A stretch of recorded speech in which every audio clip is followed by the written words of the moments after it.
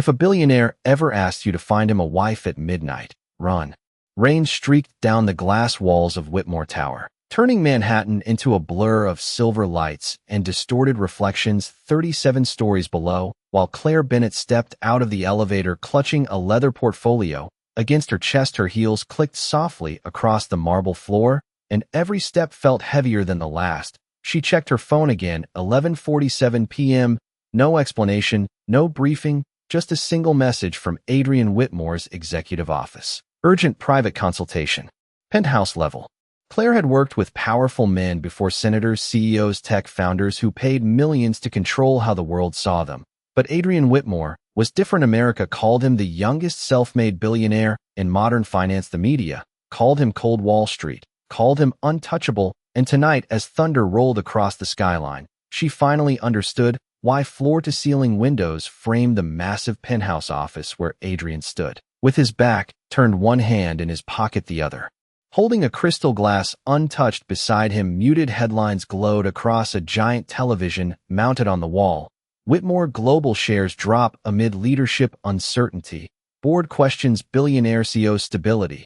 Investors demand long-term successor plan. Claire stopped a few feet away and quietly removed the rainwater-speckled coat from her shoulders. Adrian still didn't turn around. "You're late." His voice was calm, deep, controlled, the kind of voice that made people straighten their spine. Without realizing it, Claire glanced at the antique clock near the fireplace. "It's 11:47. You were supposed to be here at 11:45. She almost rolled her eyes but stopped herself instead. "Most billionaires send emails when they panic, Mr. Whitmore. You summon me like the FBI."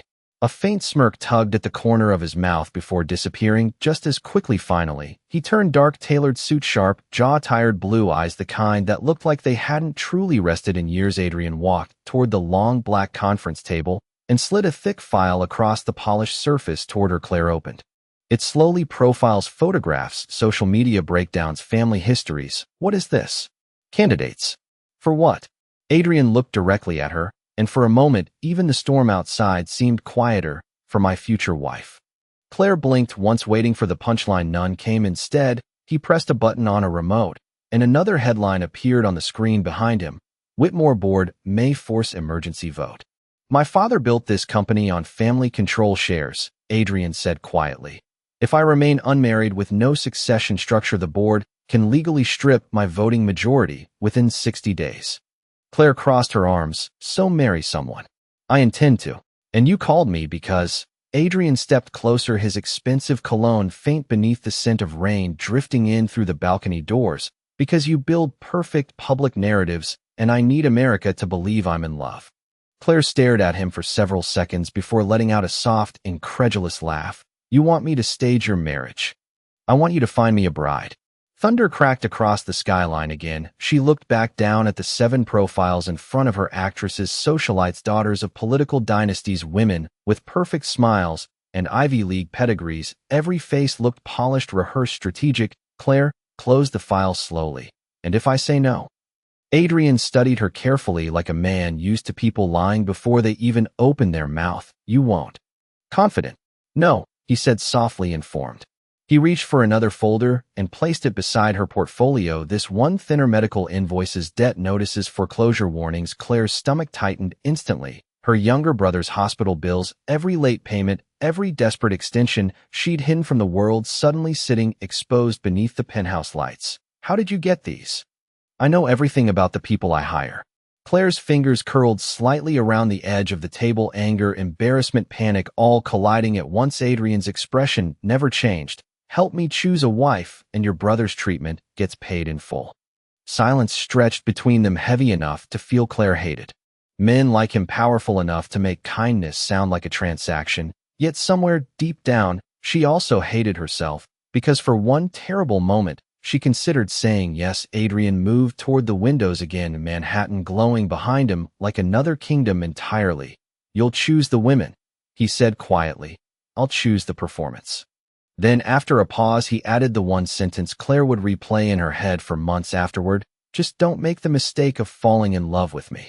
Claire barely remembered leaving Whitmore Tower. The rain had slowed to a cold mist by the time she stepped onto Fifth Avenue. Taxis hissing through puddles, While the city moved around her in blurred midnight colors, she tightened her coat against the wind and stared down at the folder in her hands. 7 women, 7 perfectly curated futures, and somewhere beneath them all her brother Ethan's unpaid hospital bills folded like a quiet thread inside. Her phone buzzed just as she reached the subway entrance. Ethan's name flashed across the screen, and instantly the exhaustion in her chest softened. "Hey." She answered, trying to sound lighter than she felt. "You still awake?" His voice sounded tired but warm, the familiar background beeping of hospital monitors drifting faintly through the call. "Could not sleep. They switched my meds again." Claire closed her eyes briefly, leaning against the cold railing beside the stairs. "Did it help?" "A little." Silence lingered for a moment before Ethan spoke again, more carefully this time. "Did you get the client?" Claire looked up toward the glowing skyline, where Whitmore Tower cut into the clouds like a blade. "Yeah." She whispered, "I got it." The next morning, sunlight poured across the polished conference room of Bennett Image Consulting. Though calling it a company felt generous these days, the office was barely 2 rented rooms above a dry cleaner in Midtown, 1 assistant, 1 flickering coffee machine, and stacks of overdue invoices hidden beneath fashion magazines. Claire dropped Adrian's file onto the table, and her assistant Molly nearly spilled her coffee. "Please tell me that is not what I think it is." "Depends what you think it is." Molly opened the file and immediately froze when Adrian Whitmore's photograph stared back at her. "Oh my God." Claire tossed her keys onto the desk. "That was basically my reaction too." Molly looked between the profiles and the legal contract attached beneath them. "Wait. He wants you to help him get married?" "He wants me to manufacture the perfect billionaire love story before his board replaces him." Molly slowly lowered herself into her chair. "That is either the most romantic thing I have ever heard or the beginning of a psychological thriller." Claire gave a dry laugh, but inside her stomach still twisted from the memory of Adrian's voice, calm, controlled, impossible to read. She moved toward the office window, overlooking the crowded street below, while Molly flipped through the candidate profiles. "These women are insane," Molly muttered. "This one owns a vineyard in Napa. This one went to Oxford. This one has 3 million followers." Claire crossed her arms tightly. "He does not want a wife." "Then what does he want?" Claire thought back to the giant television screens glowing behind Adrian, the headlines, the board pressure, the loneliness hidden underneath all that polished control. "He wants stability," she said quietly. "A woman investors can trust standing next to him." Molly looked up slowly. "And you are going to help him?" Claire hesitated before pulling off the thin silver ring she still wore on her right hand. She always removed it when she was anxious, though she never admitted why the engagement had ended almost 2 years ago. But some habits survived heartbreak like scars beneath clothing. She set the ring beside the folder. "Ethan needs another procedure next month." Molly's expression softened instantly. "Claire, I do not have another option." By noon, Adrian's assistant had transformed Claire's tiny office into something that looked like a presidential campaign headquarters. Garment racks arrived first, followed by media analysts, private investigators, scheduling coordinators, and stacks of confidential reports. Every woman in Manhattan's elite social circles suddenly becoming potential wife material. While chaos unfolded around her, Claire sat at the center table, reviewing psychological profiles, trying to ignore the growing pressure in her chest. Then another envelope appeared beside her. Coffee, no label, no note, just a single card inside, written in sharp black ink. "Rule number 1. Do not choose the woman the public expects." "Adrian." Claire stared at the words for several seconds before a slow, uneasy feeling settled over her. Because for the first time since entering Whitmore Tower, she realized this was not just about marriage. Adrian Whitmore was testing everyone around him, and somehow she had already become part of the game. 3 days later, Claire stood in the center of Whitmore Global's private event lounge, watching 7 women prepare to become someone they were not. The room smelled faintly of expensive perfume, fresh coffee, and hairspray. Stylists moved quickly between garment racks, while assistants balanced tablets and champagne trays under soft gold lighting. Beyond the glass walls, Manhattan glowed beneath a pale winter sunset, and at the far end of the room, Adrian Whitmore sat alone, reviewing market reports. As if none of this had anything to do with him, Claire adjusted the sleeve of a cream-colored designer jacket on candidate number 4. Savannah Mercer, daughter of a hotel empire, 28 years old, polished, graceful, perfectly media-trained. "Remember," Claire said calmly, "when reporters ask about family values, do not sound rehearsed. Smile first, then answer." Savannah nodded confidently. Got it. Across the room, another candidate laughed too loudly at something a publicist said, while one quietly practiced introducing herself to imaginary investors. Every woman here was beautiful, intelligent, wealthy, and carefully selected to survive life. Beside America's most scrutinized billionaire on paper, they were flawless. Yet somehow, every time Adrian entered the room, the atmosphere shifted into something colder. Claire noticed it. During the first dinner, candidate number 1 had spent 20 minutes discussing luxury real estate trends. Adrian barely looked up from his water glass. Candidate number 2 quoted economic journals and charitable initiatives. He thanked her politely, but excused himself before dessert. Candidate number 3 tried flirting in a softer, more personal way, but Adrian's expression remained unreadable. Through all of it, Claire sat nearby, taking notes, pretending not to notice the growing frustration in his eyes. Now, as the evening rehearsal continued, Adrian finally stood from the leather chair near the windows. We are wasting time. The room instantly fell silent. One of the stylists nearly dropped a makeup brush. Claire crossed her arms. You hired me to test compatibility. This feels like interviewing board members. Marriage is not magic, Mr. Whitmore. It is strategy mixed with timing. Adrian's jaw tightened slightly. That sounds depressing. Claire glanced down at her tablet. You wanted honesty. He held her gaze for a second longer than necessary before walking toward the refreshment table. Candidate number 6 immediately followed him, offering sparkling water with a practiced smile. Adrian accepted it politely, but his attention drifted elsewhere, straight back toward Claire. She hated that she noticed it, and hated even more that part of her noticed every small detail about him. Now the expensive watches he never checked, the way he loosened his tie only after midnight, the rare moments his guard slipped when he thought nobody was looking. Later that evening, the candidates gathered around the grand piano, while photographers prepared mock engagement shots. Claire reviewed schedules near the balcony doors when Adrian appeared beside her unexpectedly. You missed dinner. She kept her eyes on the paperwork. I was working. You always do that. Do what? Avoid the room once people start pretending. Claire finally looked up at him. The city lights reflected faintly in his blue eyes, making him seem less untouchable than usual. I am literally paid to help people pretend. Adrian leaned one shoulder against the marble wall beside her. No. You are paid to make lies feel believable. The words landed harder than they should have. Claire looked away. First out in the distance, snow had begun drifting softly across the skyline, covering rooftops and traffic lights in pale white silence. Candidate number 5 is probably your strongest option, she said quietly, trying to redirect the conversation. Emily Hartwell. Stanford MBA. Clean reputation. Family money, but not intimidating. Investors already like her. Adrian nodded once, but did not sound interested. And what do you think? Claire frowned slightly. About what? About her. I think she is perfect for the role. Adrian stared at her for several seconds before answering in a low, calm voice. That is the problem.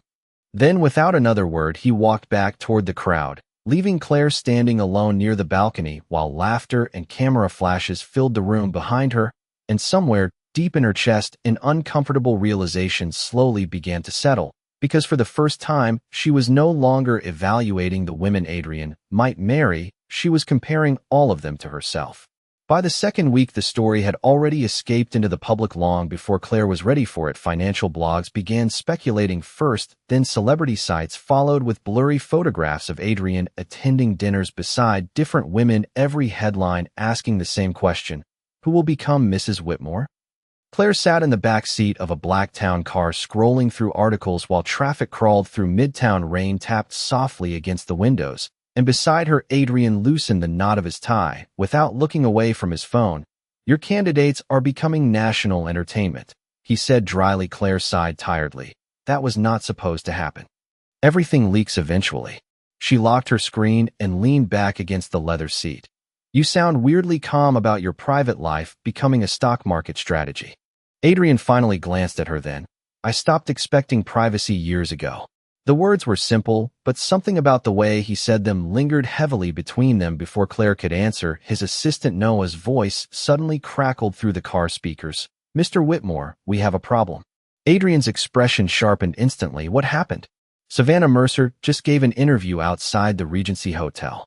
Claire sat up straight. What kind of interview? Silence crackled briefly before Noah answered carefully. She implied she and Mr. Whitmore are already in an exclusive relationship. Claire felt her stomach drop. 10 minutes later, the car stopped beneath the glowing lights of Whitmore Global Headquarters. Reporters already crowded outside, cameras flashing against the rain like bursts of lightning. Savannah's interview was playing across every financial network inside the lobby. Giant screens repeated the clip over and over. Adrian and I share the same vision for the future. We are building something meaningful together. Claire rubbed her forehead, trying to think, while executives rushed through the marble lobby in panic. One board member was already demanding emergency statements, another worried about shareholder manipulation. Adrian, however, looked almost emotionless, standing near the elevators with one hand in his pocket, while the chaos unfolded around him. Say something. Claire snapped quietly. He looked at her calmly. You are the strategist. This is not strategy anymore. This is damage control. Noah hurried over, holding a tablet. Social media is exploding. They are calling Savannah the future Mrs. Whitmore. Claire scanned the headlines rapidly, then suddenly stopped as an idea formed, sharp and risky. How fast can we redirect public attention? Adrian narrowed his eyes slightly. Depends on how convincing you are willing to be. 30 minutes later, Claire stood frozen beneath the bright entrance lights outside Whitmore Tower. Cameras lined the sidewalk, reporters shouting questions through the rain, while Adrian adjusted the cuff of his dark overcoat beside her. I hate this plan, she muttered under her breath. It was your plan. That does not mean I have to like it. Adrian's mouth almost curved into a smile before he offered her his arm. Ready? Claire inhaled slowly, then slipped her hand around his arm. Flashes exploded instantly. Reporters surged forward, voices overlapping. Mr. Whitmore, is Savannah Mercer your fiancée? Who is the woman with you tonight? Adrian stopped at the top of the stairs, and for the first time since Claire met him, he played directly into the cameras. His hand settled lightly against the small of her back, warm, steady, deliberate. Savannah is a respected friend, he said smoothly, but Claire Bennett is the woman handling both my personal and professional future. Claire nearly looked at him in shock, but managed to keep her expression calm. Years of media training saving her in real time. Reporters immediately erupted with louder questions, and before she could recover, Adrian looked down at her with a softness so believable it startled even her. You okay? He asked quietly, the concern in his voice sounding frighteningly real. Claire swallowed hard. You are enjoying this way too much. Not this, he said softly, guiding her through the lobby doors while flashes followed them like lightning. Just watching you adapt. Inside, the elevator silence finally returned, but the air between them felt entirely different now. Closer, warmer, more dangerous. Claire stared straight ahead, trying to ignore the feeling of his hand lingering against her back. Even after he stepped away, then Noah's phone buzzed again. He looked down at the screen and slowly smiled. Congratulations, he said carefully. The internet officially thinks you two are in love. Claire let out one stunned breath while Adrian simply loosened his tie and leaned back against the elevator wall, his gaze fixed quietly on her reflection in the mirrored doors. Maybe they are not the only ones starting to believe it. The next 48 hours turned into a carefully staged illusion. Every major outlet in America suddenly wanted photographs of Adrian Whitmore and Claire Bennett together. Invitations flooded in, charity galas, business dinners, fashion events, interviews, all desperate to capture the billionaire finally looking human again. Claire barely had time to breathe between fittings, press calls, and strategy meetings, yet somehow the most exhausting part was not the cameras, it was Adrian himself, because the closer they pretended to become in public, the more difficult it became to remember where the performance ended. One snowy evening, their private jet cut through dark clouds above Chicago, while soft amber lights glowed across the quiet cabin. Claire sat curled into the corner leather seat, reviewing tomorrow's event schedule, with tired eyes, her shoes abandoned near the couch beside her. After 16 straight hours of travel and interviews, even she had stopped pretending. She still looked composed. Adrian sat across from her, jacket removed, sleeves rolled slightly past his wrists, while financial reports lay untouched beside him. For nearly 20 minutes, neither spoke, the steady hum of the engine filling the silence. Then Claire lowered the tablet into her lap. You know something? Adrian glanced up slowly. That sounds dangerous already. Normal people date before pretending to be soulmates on national television. A faint smile appeared briefly at the corner of his mouth. Normal people do not negotiate mergers while reporters analyze their body language. Claire shook her head softly, unable to stop herself from smiling back, and somehow that small moment felt more intimate than any staged photograph they had taken all week. Outside the cabin windows, lightning flickered softly through distant clouds, painting silver across Adrian's face for a second before fading again. Claire studied him quietly. Then, "Can I ask you something honestly?" "You usually do. Why can you talk to me, but not any of them?" Adrian leaned back slowly against the seat, his gaze drifting toward the dark glass beside him. "Because they all want something from me. And I do not. You want to save your brother." Claire looked down instantly, guilt twisting unexpectedly in her chest, but Adrian's voice remained calm, not judgmental. "That is different." Silence settled again, softer this time, warmer, somewhere between exhaustion and honesty. Claire rubbed her eyes tiredly before reaching into her purse for the silver ring she still carried. She rolled it absent-mindedly between her fingers, and Adrian noticed immediately. "You still wear it when you are stressed." Claire froze slightly. "You notice too much. It is part of the job." She stared at the old engagement ring for a moment before answering quietly. "His name was Daniel. We were together 6 years." Adrian remained silent, waiting. 2 weeks before the wedding, he told me he was in love with someone else. Her laugh came out softer than intended. "Apparently, I was very good at planning perfect futures for everyone except myself." Adrian watched her carefully, the cold billionaire expression finally fading into something almost human. "What happened after that?" Claire slipped the ring back into her purse. "I stopped believing people mean what they say." For the first time since she met him, Adrian looked away, first his jaw tightening slightly, as if her words had reached somewhere private inside him. After a long pause, he spoke quietly, almost to himself. "I do not think anyone has ever loved me without calculating the benefits first."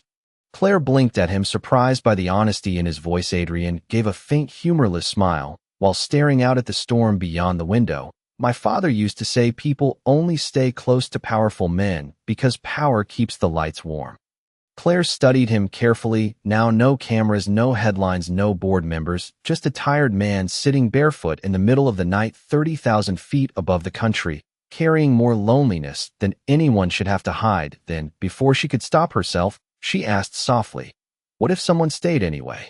Adrian looked back at her immediately, something unreadable moving behind his eyes, and for one suspended moment the distance between them felt dangerously small. Claire's heartbeat stumbled slightly beneath the quiet hum of the jet, but then turbulence shook lightly through the cabin, breaking the moment. She exhaled, quickly reaching for her tablet again, pretending her hands were steady. Adrian, however, did not look away this time. "That," he said quietly, "would probably terrify me more than losing the company."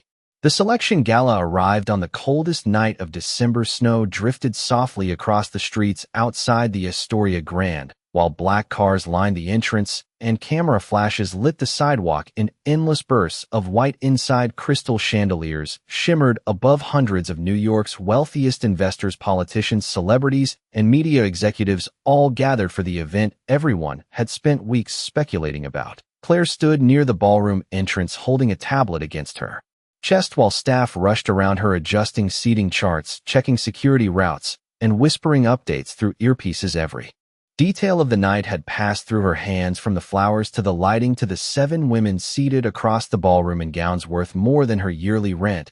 And somehow, despite all her preparation, Claire felt completely unprepared for the tightness growing in her chest. Adrian was somewhere upstairs getting ready, but she had barely spoken to him since Chicago. After the conversation on the jet, something between them had shifted. Too much honesty, too much silence, too many moments where pretending no longer felt entirely fake.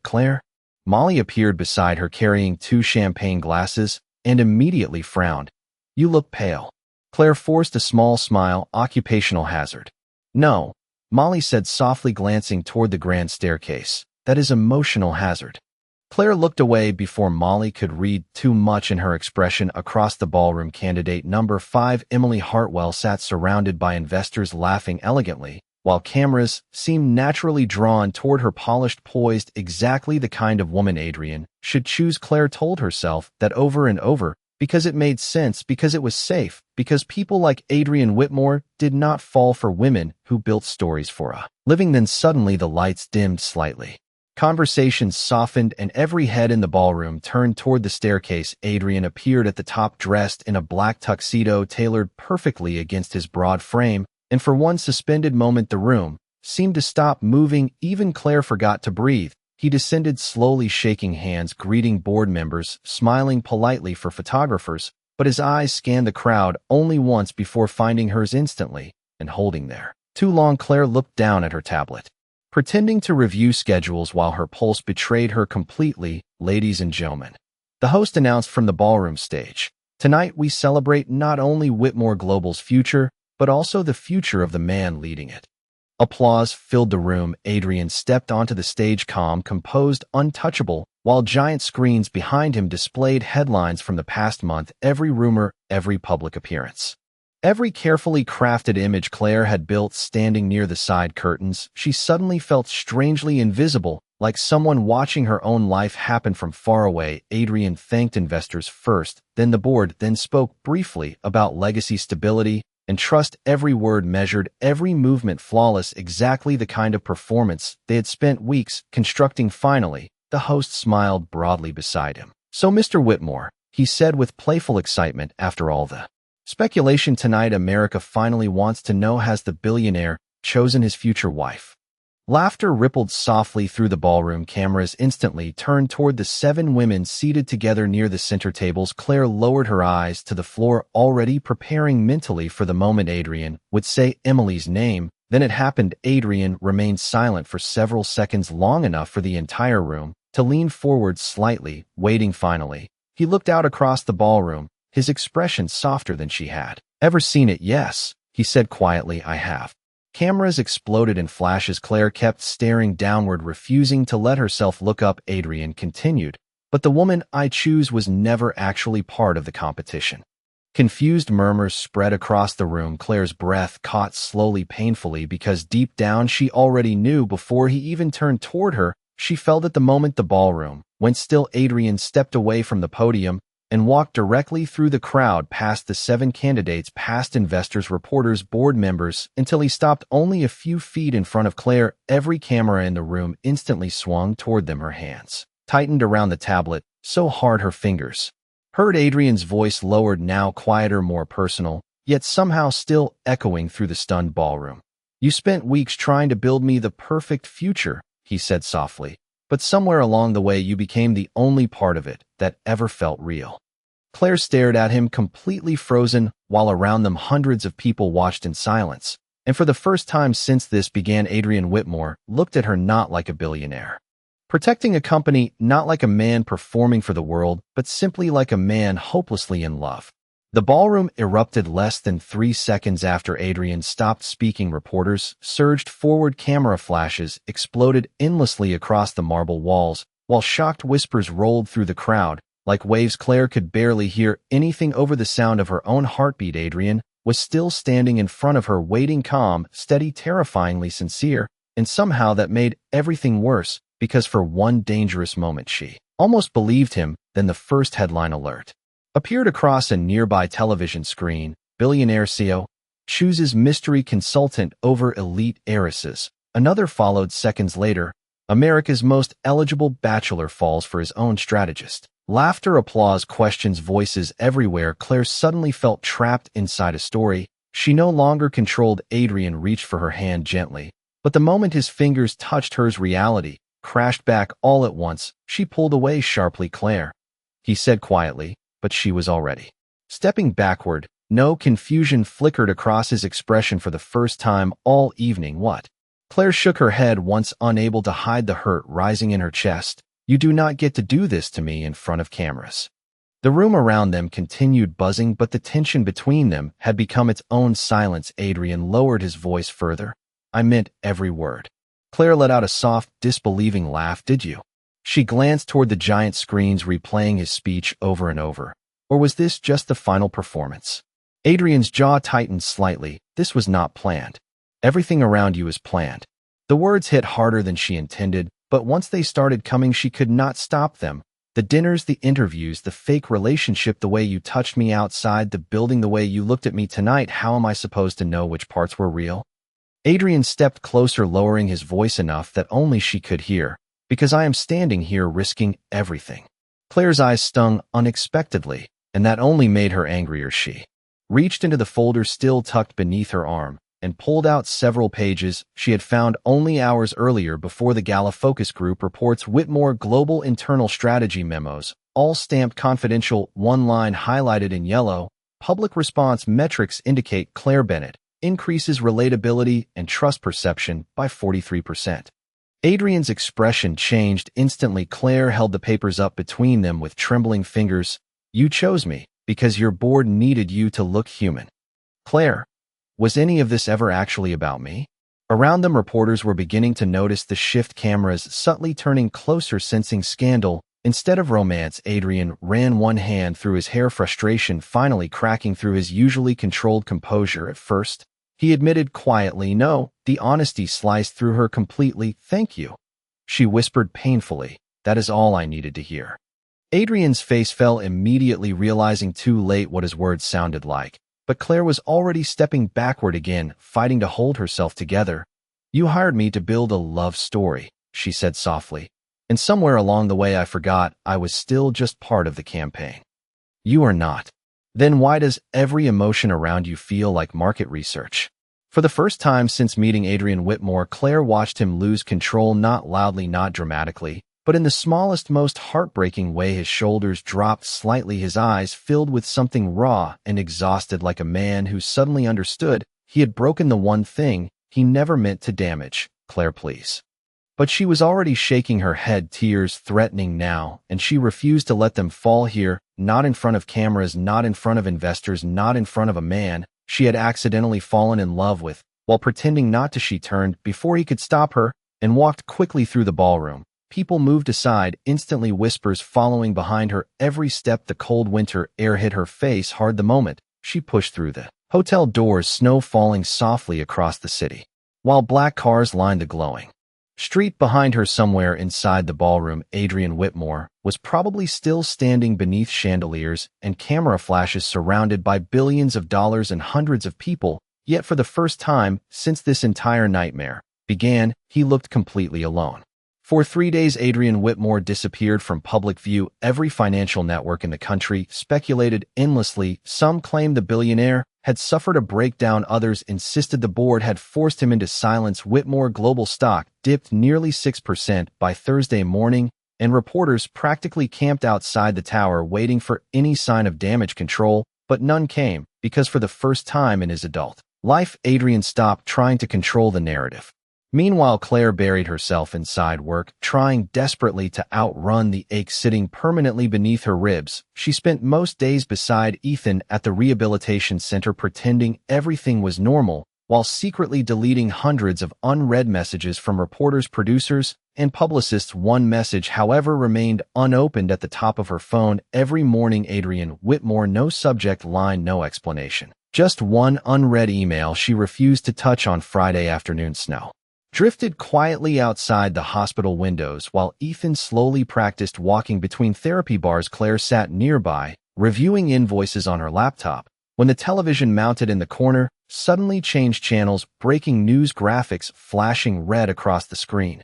Whitmore Global Emergency Press Conference begins live. Claire froze instantly. Ethan noticed her expression before glancing toward the television. You should probably watch that. I really should not.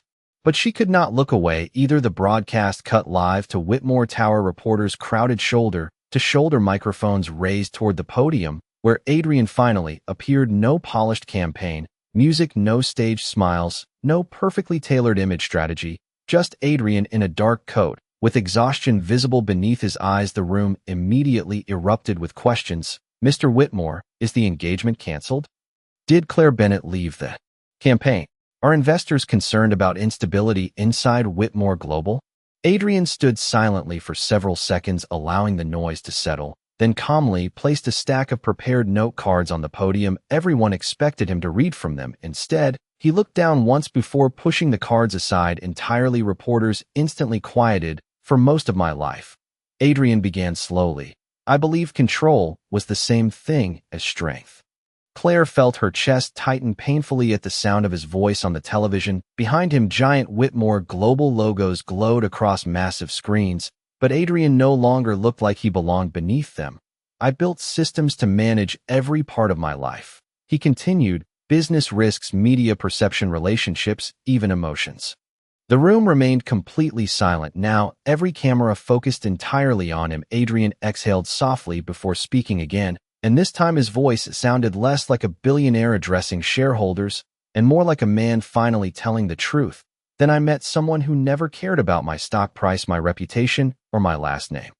Claire lowered her eyes instantly, but Ethan quietly reached over and muted her laptop screen, forcing her attention back toward the television. At first, Adrian admitted carefully, I did use focus groups and public strategy to evaluate how the world responded to Claire Bennett standing beside me. A flash of pain crossed Claire's face, but Adrian continued before reporters could interrupt. And it was the biggest mistake I have ever made because somewhere along the way I stopped understanding the difference between protecting my image and protecting the person I loved.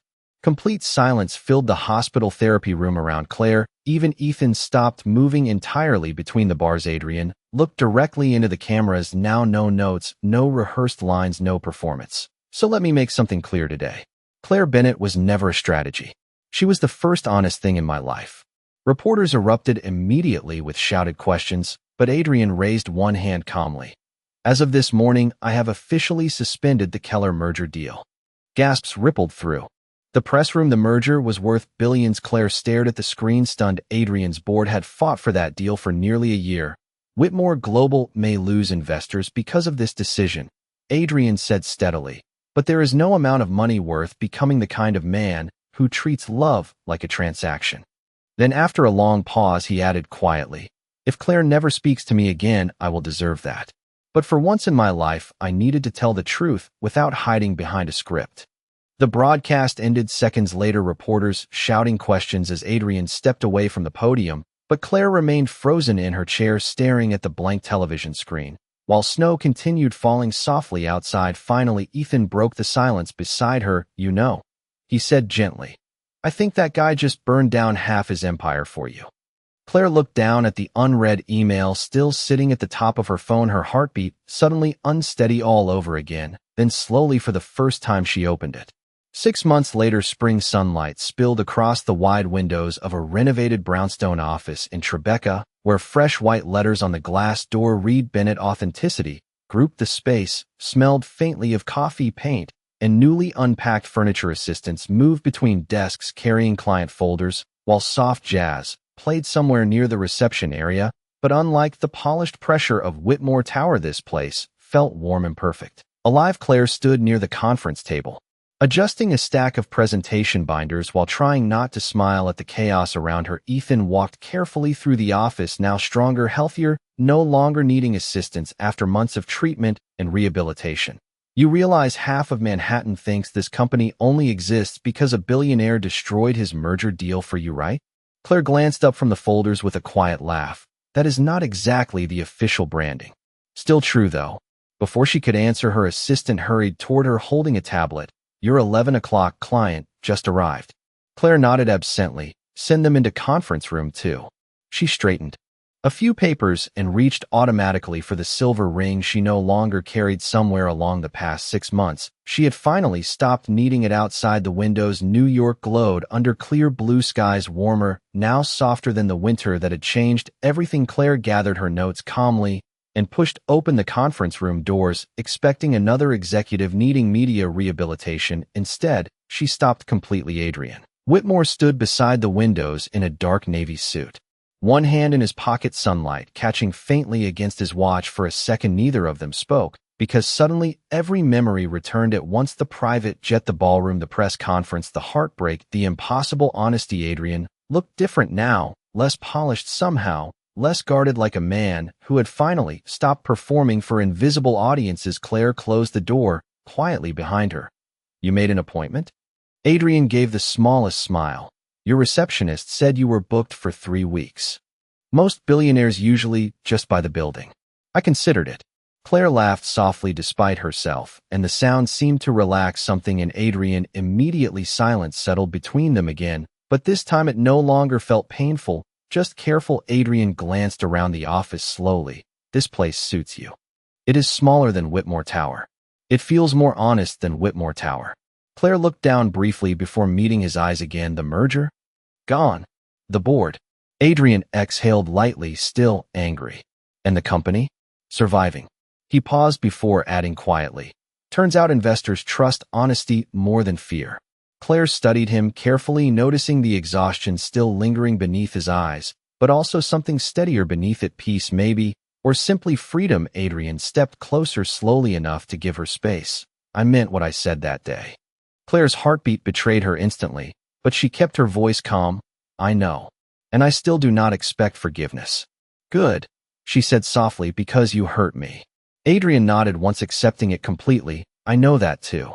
For a moment, they simply stood there, sunlight stretching across the floor between them while the city hummed quietly outside. Finally, Adrian reached into the inside pocket of his jacket and pulled out a small folded piece of paper. Claire recognized it instantly, the original candidate list, the 7 women she had once chosen for him, except now every name had been crossed out, except one, her own. Adrian placed it gently on the conference table between them. I spent months trying to figure out when this stopped being strategy for me. Claire looked down at the paper, unable to speak. I think it happened somewhere between Chicago and the moment you walked out of that ballroom. His voice lowered, softer, now more vulnerable than she had ever heard it. You asked me once what would happen if someone stayed anyway. Claire slowly lifted her eyes back to his. Adrian's expression remained calm, but his hands betrayed him, slightly tense, uncertain. Human. I still do not know how to be loved without questioning it, he admitted quietly, but I think I finally learned how to tell the truth. Then after a pause, he gave a small, nervous smile that would have shocked every board member in Manhattan. So here I am trying this without focus groups, contracts, or cameras. Claire felt tears threaten, unexpectedly, not painful this time, just overwhelming in the gentlest way. Adrian reached into his pocket again, and this time removed a small velvet box. But instead of opening it immediately, he looked at her first, like the answer mattered more than the ring itself. I am still looking for a wife, Claire Bennett, he said softly. Do you think I finally deserve her? Claire stared at him for one suspended heartbeat before laughing quietly through tears, the kind of laugh that only comes after surviving something painful enough to change you forever. Then slowly, she stepped closer, slipped her hand into his, and answered the only way that had ever really mattered. Only if you promise we stop pretending this time.